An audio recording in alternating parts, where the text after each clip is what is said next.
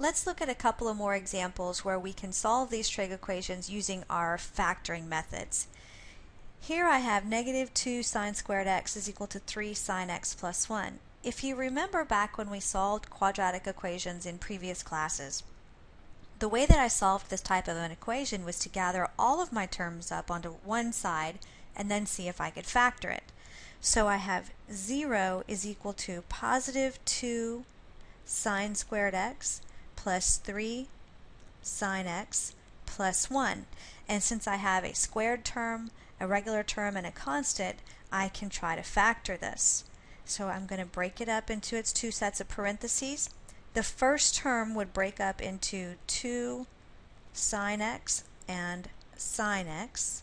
I know I have, this sign tells me I have two addition signs, so I have a plus and a plus. And I'm looking for the factors of 1 that add to give me 3. Well, there are only one set of factors for 1, and that has to be a 1 and a 1. So let's just check that we have this factored correctly and can get back this middle term. Negative 2 sine x times 1 plus 1 sine x, so negative 2 plus 1 is 3. So I have it factored correctly. Now I take each of these factors and set them equal to 0 and solve each of these two equations. So I have 2 sine x plus 1 equals 0, followed by just sine x plus 1 equals 0, and I'm going to solve each of these two equations. I'll just start over here on the left. I'm going to subtract 1 to the right-hand side, and I get 2 sine x is negative 1. Divide both sides by 2, and I find out that sine x is equal to negative 1/2. So for what values, when I take the sine of it, do I get negative 1/2? I have to be talking about being in quadrants 3 and 4 to get a negative sign value. So that for what angles in quadrant 3 and 4, when I take the sine of them, do I get negative 1/2? That's going to be at 7 pi over 6, when x is 7 pi over 6, because that's in quadrant 3, along with 11 pi over 6. So these are the two solutions for this first equation. We're not finished yet because I have another one to do. So this one's going to solve by subtracting 1 to both sides. And now that I have it down to this, let's see. Again, I'm looking for angles that are, when I take the sine of them, I get a negative value. So I'm talking about being in quadrants 3 and 4. So when I take the sine of some angle, I get negative 1, and that occurs at pi. So we'll just write it down here with the rest of them. So I have 3 angles in this case, which are the solutions for this equation. Now, let's look at another one together. This one is kind of tricky. This one says the cosine of x times the cotangent of x is equal to negative cosine x. Let me show you the right way to do this, and then I'll show you what happens if you fall for the trick here. Okay, so when I solve this, I'm actually going to gather all of my terms up, all of my cosine terms up on the same side. So we're going to add cosine to both sides. So I have cosine x, cotangent x, plus cosine x is equal to 0 now. I have a cosine x in both of these terms, which means I can factor cosine x out, leaving me with cotangent of x plus 1 equals 0. And we will set each of the factors equal to 0 now. So cosine x is equal to 0, as well as cotangent x plus 1 equals 0. So for cosine x to be equal to 0, I have to be looking in quadrants 1 and 4. For the cosine to be 0, I have to be looking in quadrants 1 and 4, and that's going to give me x values that are pi over 2 and 3 pi over 2. Now for this portion of the equation, cotangent x is negative 1. So for cotangent to be negative, I would be looking in quadrants 2 and 4. And the angles, when I take the cotangent of them that give me a negative 1, are at 3 pi over 4 and 7 pi over 4. So these two as well as these two angles, all four of those angles are the solution to this equation. Now let me stop for just a second and point out a very common mistake in this particular equation. So I'm going to rework this equation. I'm going to rewrite it over here. If I have cosine x, cotangent x is negative cosine x.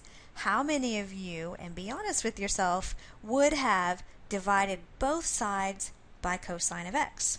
So if I divide by cosine, that gets rid of this cosine x over here, but it leaves me with cotangent of x is equal to negative 1. And when I solve this, I find out that x would be equal to 3 pi and 7 pi over 4. The problem with that is I only ended up with 2 of the angles out of the 4 that were possible solutions. So by dividing off my trig function, I lost 2 of the angles. So the moral of that story is, do not divide your trig terms, because you end up losing solutions. One more. Let's look at one more together as far as factoring is concerned. So we have this equation here. It says we're going to see if we can factor this. Okay, so I know that this is going to break up, or I think it's going to break up into 3 sine x times sine x, because that's the only way this first term will break up. This is a negative sign, which means I have to have a positive and a negative sign here.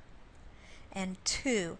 So I'm looking for the factors of 2 that subtract to give me negative 1.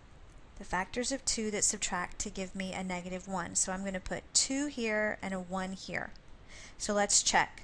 That gives me negative 3 plus 2, which is a negative 1. So I factored this correctly. Now let's set each of these two terms, or each of these two terms equal to 0 and solve. So 3 sine x plus 2 equals 0, as well as sine x minus 1 equals 0. So the left-hand equation looks like 3 sine x is negative 2. Therefore, sine x is negative 2/3. And for over here, I have sine x is equal to positive 1. I can do sine x is equal to positive 1 because I know what that value is off of the calculator. Off of the unit circle. When I take the sine of some angle and I get back a positive 1, I know that I am looking at x at pi over 2. Okay? The problem comes in with this over here. Sine of some angle is equal to negative 2/3. This is not a common angle that I know of off of my unit circle, so we have to do this on the calculator. So on the calculator, we're going to find out what the inverse sine is. Remember, we are looking at x being on the interval between 0 and 2 pi. So we're in radians, and we want to make sure we have that on the calculator. And we're going to take the inverse sine of negative 2/3 and see what is returned. So when I let the calculator take the inverse sine of negative 2/3, it returns for me negative 0.73. We'll call it negative 0.73. Let's talk about what happened when we took that. What did the calculator just return for us? Remember that inverse sine lives in quadrants 1 and 4. And when I take the inverse sine on my calculator, it returned for me a value down here. This value was negative 0.7297, right? We found that x was equal to negative 0.73 from the calculator. But the solutions that I want to give need to be positive. And when I take the inverse, my solutions for this for the equation are supposed to be in quadrants 3 and 4, right? Because when I take the sine of some angle, I get negative 2/3. So I have to be talking about angles in 3 and 4, quadrants 3 and 4. So how do I adjust my solution the calculator gave me to account for that?